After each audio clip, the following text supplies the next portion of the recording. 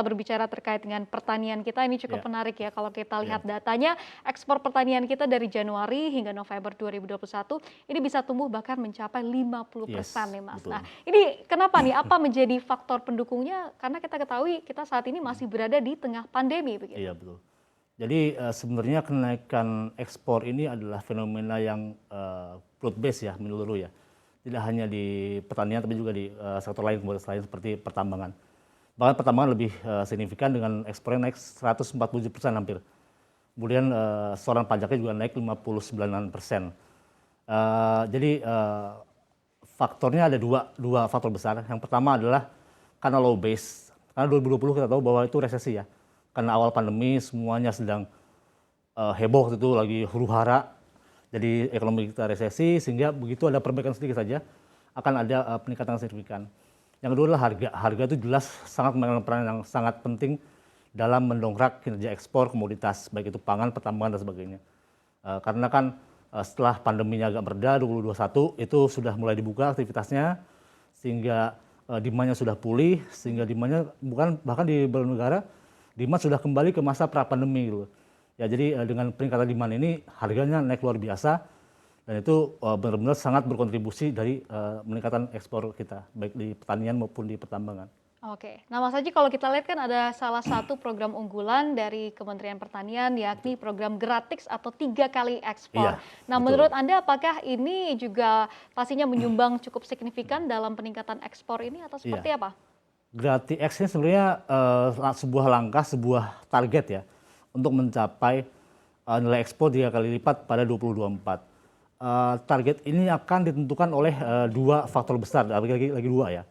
Pertama itu harga, harga lagi-lagi memainkan peran penting karena sepanjang kalau harganya sampai 2024 masih tinggi, masih dalam level tinggi, tentu akan sangat membantu dalam mencapai target 3 kali lipat itu. Yang kedua adalah dukungan dari sektor lain, misalnya logistik.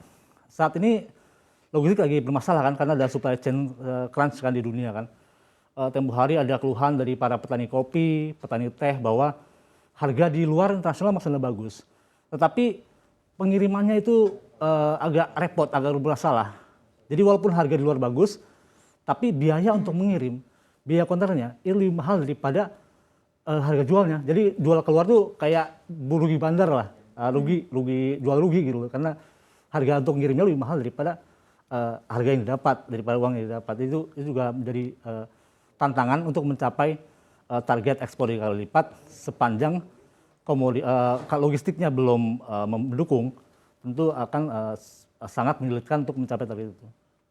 Oke, namun kalau kita lihat dari segi harganya sendiri saat ini kita ketahui kan harga pangan tengah melambung tinggi Betul, ya. Kalau kita betul. lihat riset dari CNBC Indonesia, ini dikatakan harga telur bahkan naik Iya 54%, betul. cabai bahkan naik bahkan di Dua atas kali lipat. 100%, 120%. Juga Betul, pastinya sangat menyulitkan masyarakat sekali di tengah betul. pandemi ini. Nah, apa yang menjadi penyebab utama dari melambungnya harga pangan saat ini? Kalau sekarang sih lebih ke faktor musiman ya, karena kalau misalnya telur itu kan ya karena harga pakan ayamnya lagi mahal karena jagung ya, jagungnya lagi mahal karena tadi harga komoditas lagi naik. Kemudian kalau cabai itu ya masalah musiman juga, karena kan akhir tahun kan biasanya kan memang curah hujan tinggi. Dan kalau lihat dari ramalan dari BMKG, mungkin curah hujan masih akan tinggi sampai Maret 2022. Jadi sampai Q1 2022 itu masih akan tinggi curah hujannya sehingga akan mengganggu produksi cabai.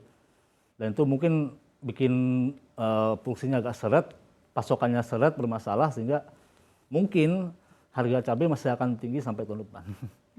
Oke, ini pastinya dengan kenaikan ini kan sangat disayangkan sekali karena kita ketahui seperti apa daya beli masyarakat Betul, terdampak akibat adanya pandemi ini. Nah, menurut betul. Anda apa nih yang seharusnya dilakukan oleh pemerintah? Mungkin operasi pasar, Mas Haji? Ya, operasi pasar adalah langkah yang paling cepat ya, yang paling cepat dan paling bisa segera untuk mengendalikan harga. Yang kedua adalah mungkin BUMN, dalam hal ini Bulog mungkin ya, diberi penugasan baru.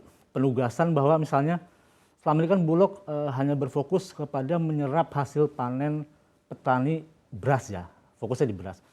Jadi mungkin ke depan bisa saja Bulog diberi tugas tambahan dengan aturan baru untuk menyerap produk-produk pangan lainnya, misalnya sayuran tadi, misalnya hortikultura, cabai, apakah ya apa cabai misalnya yang lagi penting banget ya cabai ya. Kalau kemudian Bulog diberi penugasan baru misalnya untuk menyerap hasil panen hortikultura seperti cabai, mungkin harga juga akan lebih terkendali.